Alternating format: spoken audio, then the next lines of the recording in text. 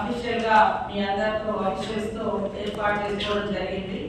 ముఖ్యంగా ఈ సీజనల్ వారీగా మన పబ్లిక్ ఏం అవసరం ఉంది, అదేవిధంగా తక్షణంగా ఏం సమస్యలు ఉన్నాయి, వాటి పరిష్కారం కోసం ప్రభుత్వం నుంచి కానీ జిల్లా లెవెల్లో మనం ఎలాంటి ప్రణాళికలు తీసుకోవడం జరిగింది, వాటిలో ఎంతవరకు మనం సక్సెస్ అయినాం, ఇంకా చేయాల్సింది ఏముంది మరి అనేటువంటి అంశాన్ని కూడా ఈ రివ్యూలో మనం తీసుకోవడం జరుగుతుంది.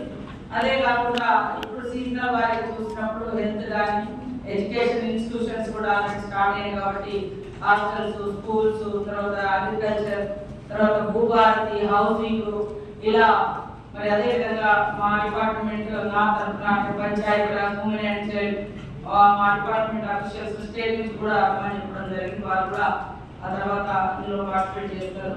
ముఖ్యంగా అధికారులందరికీ కూడా ఒకటే విజ్ఞప్తి, మనం మనసు పెట్టి పనిచేస్తే చాలా అద్భుతాలను సృష్టించగలుగుతాం.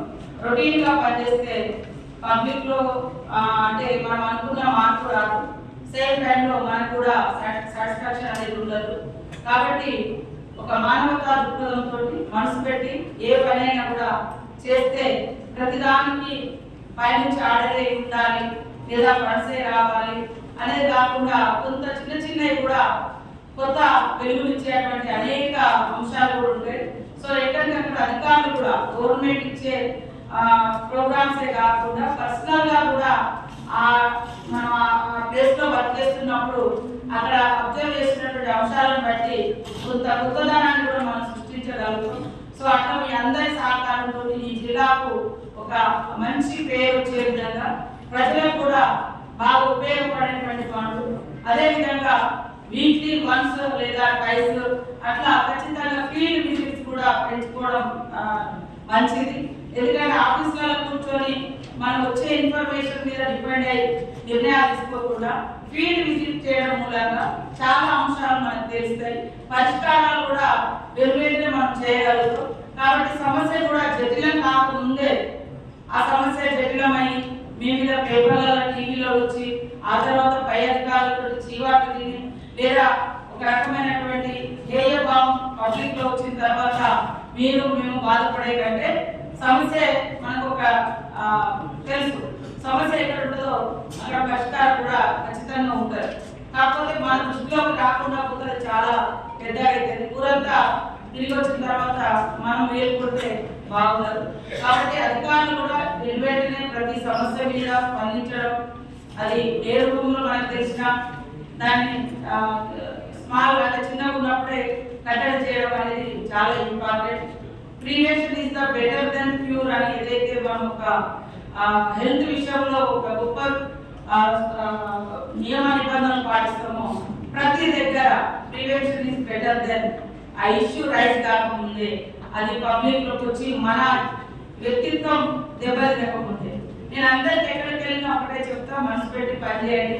ఒక ఆఫీసర్ ఒక దగ్గర నుంచి ట్రాన్స్ఫర్ అయిపోతుందంటే కనీసం దుఃఖించే జనాలు మన కోసం నలుగురు ఉండాలి.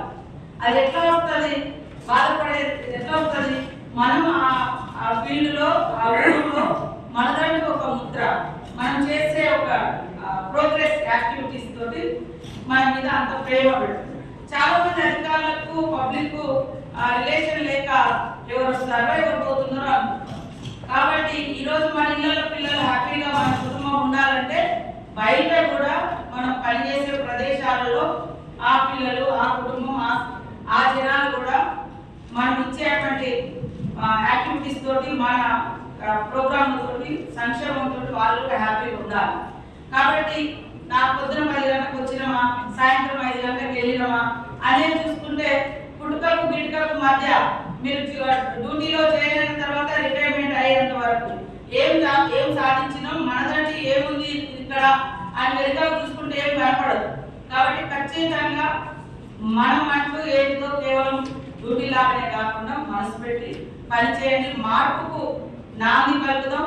మిమ్మల్ని కన్నా తల్లిదండ్రులు, మీరు కన్నా మీ పిల్లలు గలలు ఎగరేసుకొని మీ గురించి గొప్పగా చెప్పుకునే పరిస్థితి రావడమే మీరు నిజంగా ఈ మధ్య అంటే మీరు జాబ్ లోకి వచ్చిన కానీ రిటైర్ అయ్యే వరకు మీరు చేసినటువంటి సర్వీస్ యొక్క గొప్పతనమే మీ కుటుంబ సభ్యుల యొక్క గౌరవాన్ని పెంచుతుంది అనేటువంటి విషయాన్ని మర్చిపోకుండా అందరూ నియమ నిబంధనలు, మానవత్వం, మంచితనం, హార్డ్ వర్క్ ఇవన్నీ కూడా జోడించి సమస్యలు రాకుండా, సమస్యలు జటిలం కాకుండా ఎక్కడికక్కడ ఉన్న వాస్తవాన్ని పరిశీలించి ఆ వాస్తవ సమస్య ఏదైతుందో ఆ సమస్యకు మనం పరిష్కారం ఇచ్చినప్పుడు మీరేంటో నలుగురికి తెలుస్తుంది.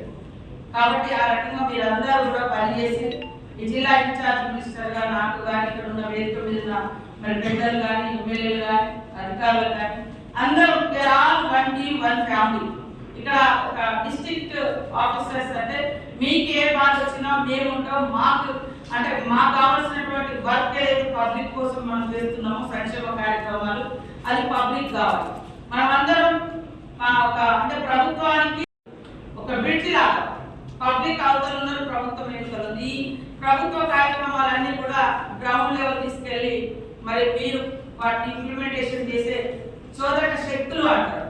సో మనము ఒక వారధిలో ఆ సమస్యలు ఇక్కడ తీసుకురావాలి, ఇక్కడ పరిష్కారం తీసుకెళ్ళి అక్కడ పబ్లిక్ ఇష్యూస్ సాల్వ్ చేయాలి.